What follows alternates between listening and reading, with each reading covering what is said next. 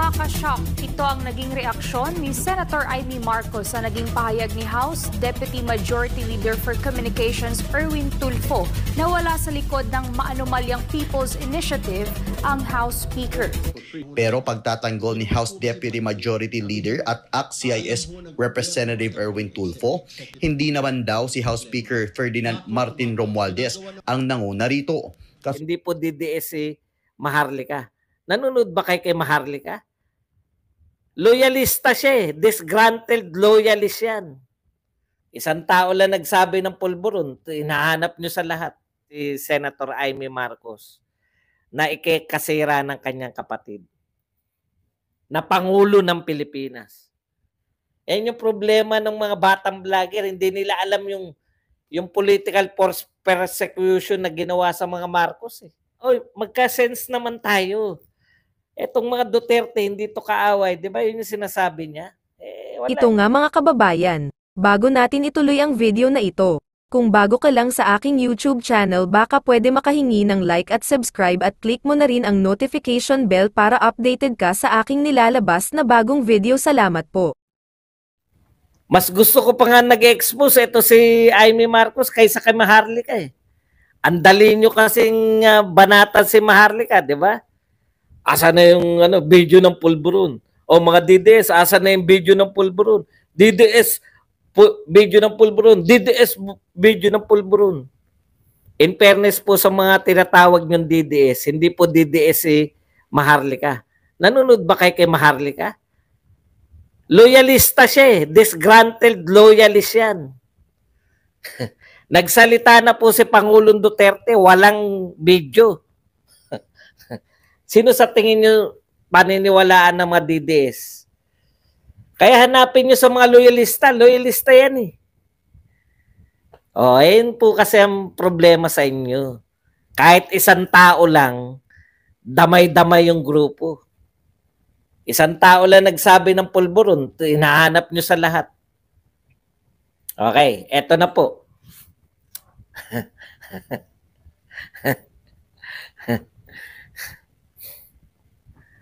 Ayon po kay Senator Amy, sino po ang nangunguna ngayon na nagpapapirma?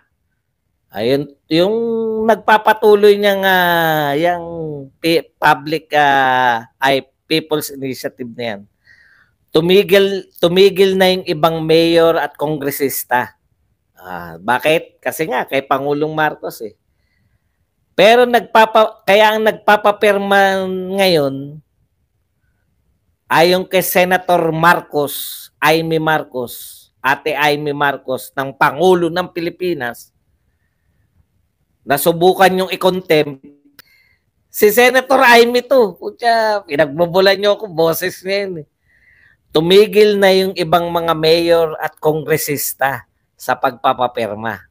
Ayan in fairness, tama naman, di ba? Kaya nga malakas na loob nitong mga narito eh. Okay, eto po. Ang nagpapapirma ngayon, yung mga DPWH contractor. Hindi po DPWH. DPWH contractor. Yung mga contractor, yung kinokontratista na tagagawa ng mga kalsada ng Bakit po DPWH contractor? Bakit sila napapilitang magpapirma? Kasi tatanggalan daw sila ng kontrata. Yan po ay sinabi ni Amy Marcos. Kapatid po ng Pangulo ng Pilipinas. Alam niyo po, eto mag-real talk tayo Ang pananaw po ng mga loyalista, Marcos loyalist, na mas loyal pa sa hindi Marcos. Nakakatawa, di ba?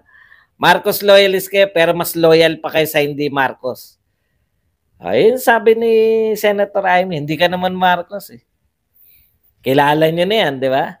Babanggitin pa ba natin na si Martin yun? Okay. Ang tingin nila, naninira si Senator Amy, sinisiraan niya yung administrasyon. Hindi nyo po ba naisip na baka yung purpose ni Senator Amy iligtas yung administrasyon ni Pangulong Bongbong Marcos? Hindi nyo ba naisip yun? Alam niyo po, magkakamag-anak sila. blood is thicker than water. Alam na natin yan lahat eh. Wala po kahit minsan na sinabi si si Senator Amy Marcos na ikikasira ng kanyang kapatid na Pangulo ng Pilipinas. Baka naman kayo, mag-rethink kayo, no? Kasi nung nariyan pa ako, sa Uniteam pa kami, lagi kong pinapayuan yung mga vlogger ng BBM. Ang pakikinggan nyo mga Marcos, kasi sila talaga yung naghihirap dyan sa pangalan nila eh. Sila yung siniraan, sila yung dekadang, sila yung pinalaya, sila yung dekadang, yung nakaranas talaga ng political persecution. Tapos nung nakabalik, may mga nag-ambisyon ng mga kamag-anak incorporated, di ba? Wala eh. Iba yung gusto nilang pakinggan eh. Ayaw nilang makinig sa mga Marcos eh. Sa totoo lang po, yung ginagawa ni Amy, pwede nga namin pagdudahan yan eh. Ito ba ay tapat ka ba na ikaw ay Duterte? Pero wala tayong magagawa eh. Tapat siya sa Duterte, di ba? Hindi natin kaya lang, ang sinasabi ko lang, no? Ang point ko nga lang dito sa inyong lahat na mga loyalist ko, no? Pinag-iisipan nyo pa yung ate ng Pangulo. Narinig nyo ba yan na gusto niyang bumagsak yung gobyerno ni PBBM? Baka hindi nyo lang naiisip dahil sobrang lunod na lunod kayo na ipagtanggol yung kamag-anak incorporated. Baka itong si Amy ang gustong isalba talaga tong gobyerno ni Pangulong Marcos. Kasi naranasan na nila yan eh. Naranasan na nila kung paanong yung people power na siguro sa una hindi iniintindi ng tatay. Di ba nakikita nyo sa pelikula? Nanood ba kayo ng Made in Malacanang? Nakita nyo kung paano yung paanong nagagalit na si Amy na parang, di ba?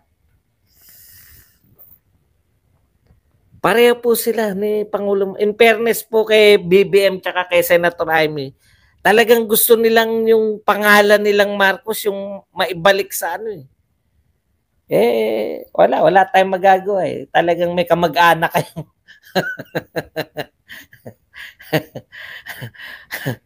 May kamag-anak kayong pasanin eh. Ako, pwede ko nga pagdudahan yan dahil sa galit ko na dyan sa kamag-anak nila. Kaya lang, tinitignan ko ito pag siya nga yung nagsasalbas. Kasi mga walang utak din marami rito. Baka hindi, marami kasi dyan mga batang vlogger. Baka hindi na nila inabutan yung 1986. Baka hindi pa pinanganak yung mga yan na 1986 eh. Yan yung problema ng mga batang vlogger. Hindi nila alam yung political persecution na ginawa sa mga Marcos eh. Alam ni Amy yan, naranasan nila yun. Etong unti-unting nagagalit yung mga tao. Kailan ba lumabas si Amy? Suriin nyo rin kayong mga kung totoo kayong Marcos loyalist at nakikinig kayo ngayon na tumitingin lang kayo sana ng ano. Suriin nyo rin. Kailan lang lumabas si Senator Amy? Nung galit na yung mga tao na naman. Nakita na nila yan, tagpo na yan eh. Kung yung pinakikinggan yung mga vlogger, mas bata pa. Hindi umabot dun sa 1986 revolution. Akala nyo, hindi totoong naganap yun. Naganap po yun. Milyon po yung tao sa EDSA. Nakikita na ni Senator Amy yan. Mayroon nang namumuong galit yung mga tao. Ayaw, alam niyo pag nakaranas ka nun, nung kayo yung people power, siguro marunong naman tong si Senator Amy, ayaw niya mangyari yan sa kanyang kapatid. Kaya kayo mag-isip kayo, hindi yung si Senator Amy pa binabanatan nyo. Siya na nga yung may concern sa pamilya Marcos ngayon. Hindi nyo ba naiintindihan yun?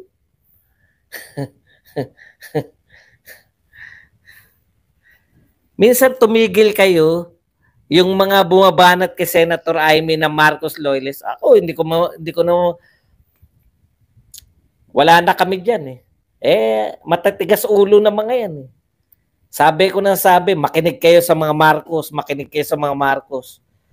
Puta, mga gustong pakinggan, yung mga nagtitinda ng pampapogi, yung mga kung ano-anong mga, madaldal ba ako? Vlogger ako eh.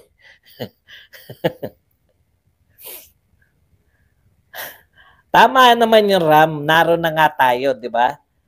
Kaya nga hinahatak nga ni, alam niyo ginagawa ni, ni Senator Amy, hinahatak niya yung Pangulo para yung magka-sense naman tayo.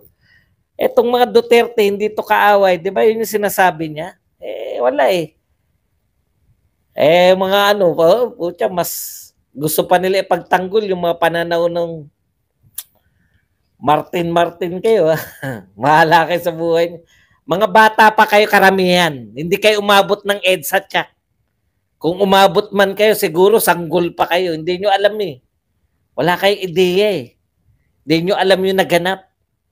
Nakita na ni Amy yan Yan, nagsisimula yung mga galit. Hindi po kagad yan na nag-EDSA na lang. From 1983 to 1986 yan. Buhat nung namatay si Ninoy, di ba?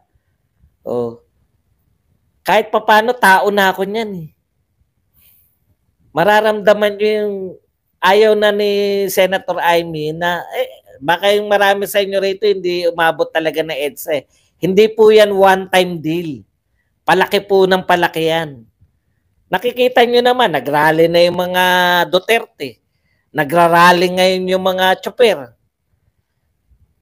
Akala nyo ba ano lang yun? One time lang yun? Puta, lahat ng matindo sa rally ni Duterte, nabitin. Gusto na uli. Di ba? Hindi naman ikaw tinutukoy ko, Valderrama. Tinutukoy natin sila. Marami kasing hindi yung mga vlogger na akala mo kung hindi kayo pinanganak nung EDSA Revolution, hindi nyo maintindihan yun Yung nagsimula, lahat po ng malalaki, nagsimula po yan sa maliliit. Ilan sila na yung unang rally ng mga Duterte? Ilan? Yung sumuporta kay Pangulong Duterte. Puta, sabi nga nila, mas marami pa yung mga rallyistang sumusuporta kay kay Castro Kay France O nung naroon na kami. Nilamon ko, kaperanggot lang yung mga, hindi pa organize yan. Yung iba, naiwan na rin, kumakain doon sa, alam nyo, watak-watak yun, kung ma-organize na yun, dito muna tayo lahat para makita sa, na marami tayo. Hindi po, wala pong ganun. Kanya-kanyang pwesto. Kung nagustuhan mo ang ganitong video, huwag kalimutan ang magkomento kung ano ang saloobin mo. Salamat po.